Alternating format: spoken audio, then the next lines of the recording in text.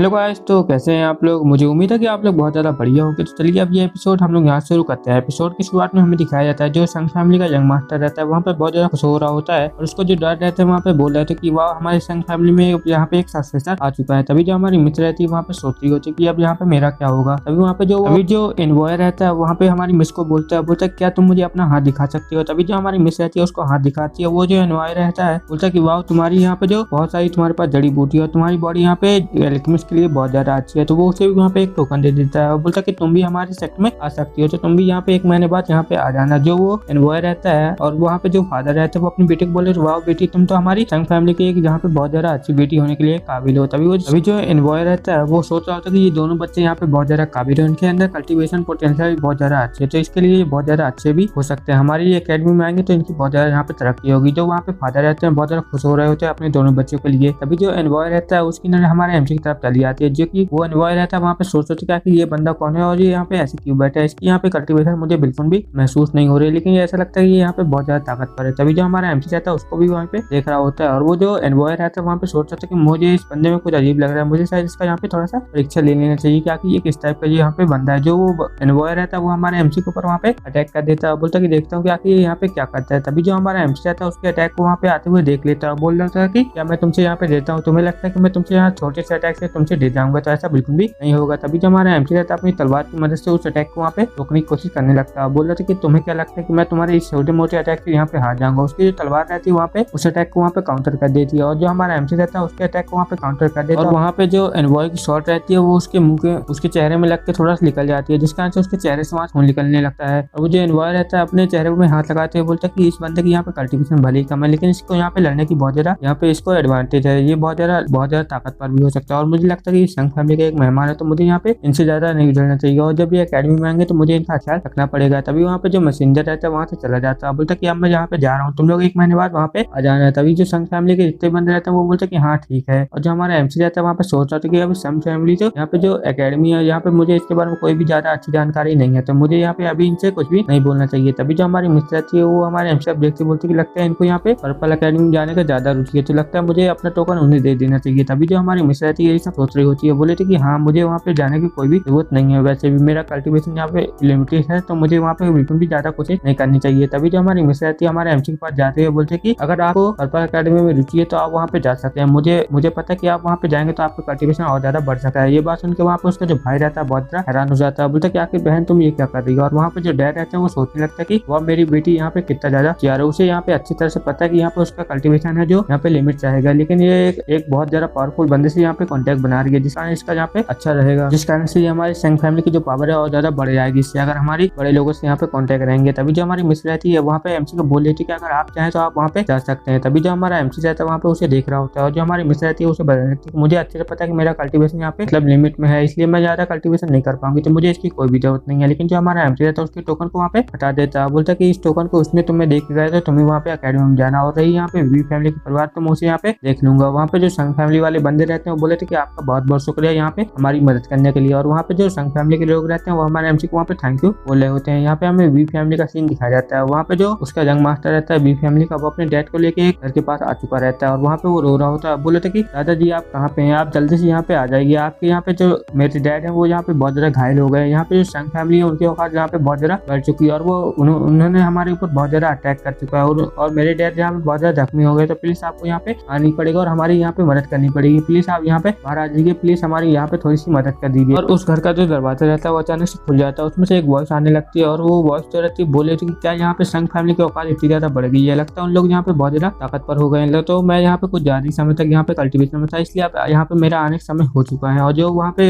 Young master रहता है वो हमारे अपने दादाजी को ऐसे देख के बहुत ज्यादा हैरान हो जाता है, जो उसका दादाजी रहता है वहाँ बहुत ज्यादा ताकतवर रहता है और वहाँ पे आ चुका रहता है और बोल रहा था कि तुम्हारी कल्टीवेशन तो यहाँ पे बहुत ज्यादा बेकार है, ये तो पहले से भी बिल्कुल अच्छी नहीं भैया, लगता है तुम अपने कल्टीवेशन में बिल्कुल भी ध्यान नहीं देते हो, ऐसे में तुम हमारी फैमिली का यहाँ पे नाम डुबा रहे हो। क्या तुम यहाँ पे सुन रहे हो बच्चे, मैं यहाँ पे क्या कह रहा हूँ, तुम यहाँ पे अच्छे से सुन रहे हो कि नहीं सुन रहे हो मेरी बात, तुम थोड़ा सा अपनी कल्टीवेशन में यहाँ पे ध्यान दो। तभी वो जो यंग मास्टर है तो बोलते कि हाँ दादाजी मुझे तो ये पता चल गया कि अब मैं अपनी कल्टीवेशन में और ज्यादा ध्यान दूंगा, तो क्या आप जाके संघ फैमिली को यहाँ पे सबक सिखा सकते हैं। तभी वहाँ से एक आवाज आती है और वहाँ पे एक बंदा जो उठ के आता है और वहाँ पे आवाज आती है कि इसकी कोई जरूरत नहीं है, मैं यहाँ पे आ चुका हूँ। और जो हमारा एमसी रहता है वहाँ पे बहुत ज्यादा अच्छी एंट्री ले लिया होता है और जो हमारा एमसी रहता है वहाँ पे पहुंच चुका रहता है और वहाँ पे जो वो रहता है बी फैमिली का दादाजी वो बोलता है कि आखिर तुम आप कौन हो यहाँ पे, और जो यहाँ पे आ चुका है। तभी जो हमारा एमसी रहता है वहाँ पे आते हुए बोलता है कि मैं यहाँ पे संग फैमिली के साथ हूँ, जिसने यहाँ पे तुम्हारे बेटे की एहतियात की है। अगर तुम्हें यहाँ पे कोई बदला अंदर लेना है तो तुम मुझसे यहाँ पे आके ले सकते हो। तभी वहाँ पे जो हमारा एमसी रहता है आगे बढ़ रहा होता है और उसके अंदर से बहुत ज्यादा नजर भी निकल रही होती है, जिस कारण से वो जो वी फैमिली का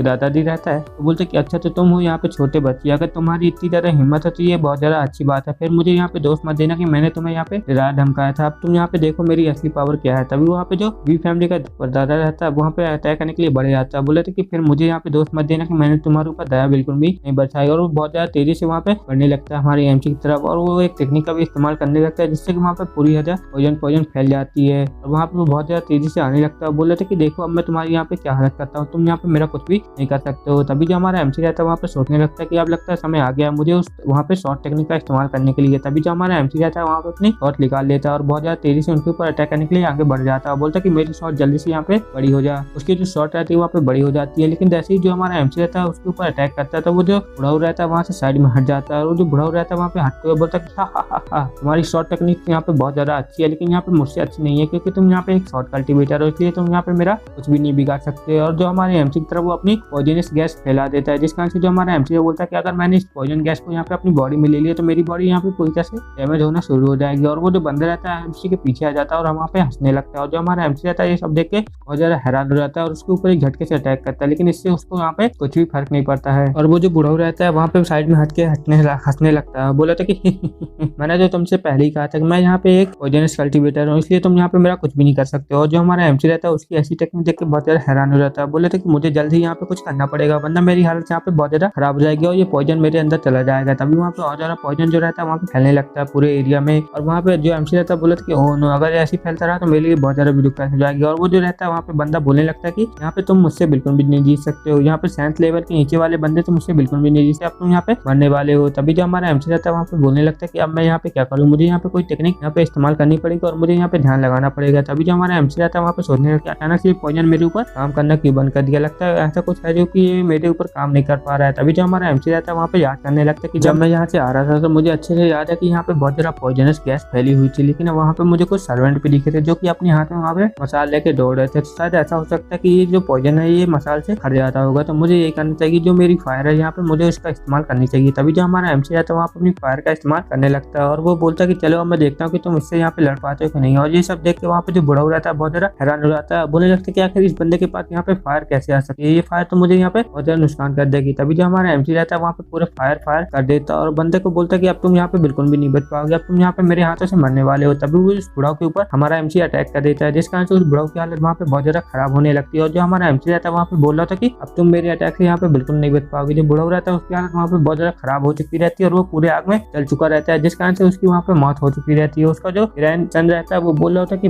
दादाजी आप ठीक तो ना, आपको यहाँ पे क्या हो गया, प्लीज आप यहाँ पे उठ जाइए। और वो जो उसका पोता रहता है वहाँ पे पहुंच चुका रहता है और बोले थे कि दादाजी आपको यहाँ पे क्या हो गया, प्लीज यहाँ पे उठ जाइए। और वहाँ पे वो चिल्लाने लगता है कि प्लीज यहाँ पे कोई आओ, जल्दी से मेरे दादाजी की यहाँ पे इलाज करो। और यहीं पे ये एपिसोड खत्म होता है। Okay bye bye.